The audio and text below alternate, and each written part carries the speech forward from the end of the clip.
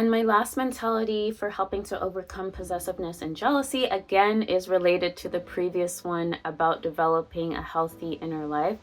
This one talks directly about self-validation and self-confidence. So this mentality is looking for self-validation and self-confidence solely, maybe solely is impossible, but I will say primarily within. So this is where you make yourself completely and fully responsible for those things. Now, validation, confidence, and esteem are very vital and necessary parts of being human. We all need those things in order to survive and thrive as human beings. What if we looked inside of ourselves for validation, for confidence and esteem, and we didn't place that responsibility primarily on other people? I think a lot of the time why we suffer is because we are looking to other people to fulfill those needs in us, whether those are friendships, whether those are romantic partnerships. We are looking for other people to fulfill those needs inside of us. And that's why when other people are incapable of fulfilling those needs, because quite frankly, they have their own needs to fulfill. Their life purpose and mission is not, they weren't designed, they weren't put here to fulfill those things inside of us. That's not their primary purpose, if that's their purpose at all. So when we are looking for those things in other people, where their very nature is not to satisfy those things inside of us, it can be very harmful and disappointing when I won't say if, but when those people let us down in that sense. So self-confidence, self-validation, self-esteem, this mentality means making it an inside job, looking to ourselves first and primarily to fulfill those things inside of us. So how do we do that? How do we look inside of ourselves for a greater sense of validation, for greater esteem, for greater confidence? How do we do that?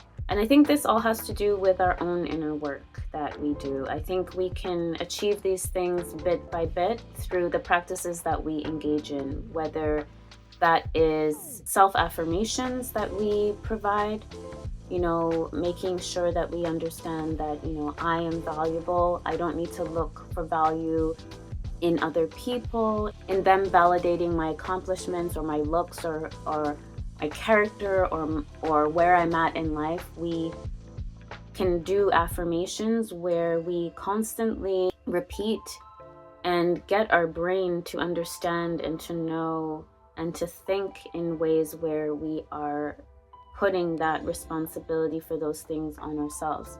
We can meditate, because meditation disconnects us from the outside. And when we meditate, it's all the inside. We're doing inner work where we are finding peace within ourselves, and we are cultivating a healthy inner sphere within ourselves. So it could be meditation, it could be therapy, where we see a therapist and they help us to work through those things and nurturing validation inside of ourselves. It could be things that we need to build up in our lives. Maybe we don't have a high sense of esteem or validating ourselves or confidence because we're not engaged in things that really inspire us or uplift us. For example, if I have particular interests, like different clubs that I want to join or hobbies that I want to partake in, I can bolster and build myself up the more that I practice the things that have meaning for me. I can find confidence in developing more of who I am and growing in that way. In terms of this self-work, I think a lot of the time when we feel possessive and jealous, it's because we fear abandonment. We are threatened by that other connection, and we feel that that person is going to leave us. So we fear abandonment.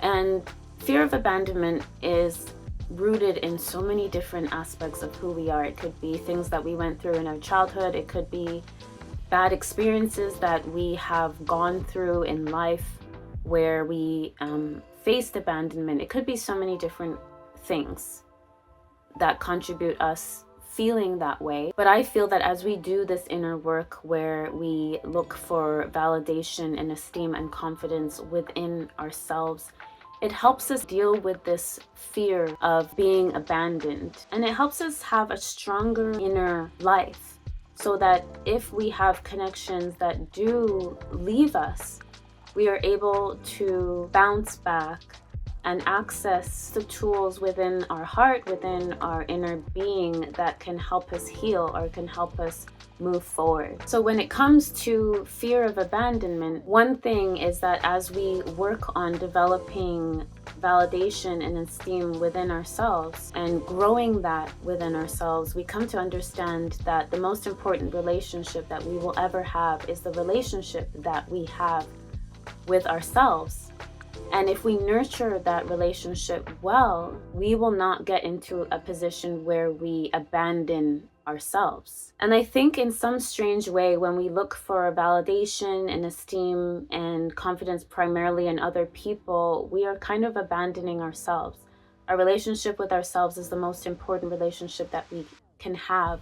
And we need to nurture it so that we can always show up for ourselves and be the person we need to be for ourselves, to be, I guess you could say, your own best friend and be the support that we ourselves need so that we can move forward through the difficulties of life. And when we place these things in other people's hands, in some way, we are abandoning that responsibility for us to provide those things for ourselves. So those are my 5 mentalities to deal with possessiveness and jealousy. Possessiveness and jealousy is not an easy thing to overcome in one's life, and it's connected to so many different aspects of who we are as a person that we would need to work through and acknowledge and be aware of in order to heal.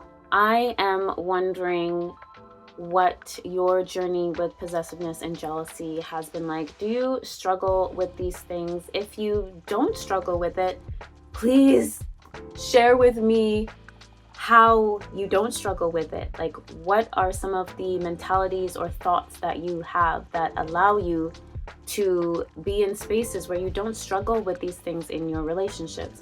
And if you do struggle with it, have compassion for yourself. And I would love for you to also share what mentalities may have helped you move through those struggles, if you have, or which mentalities you connect to in this video. I would love to hear from you.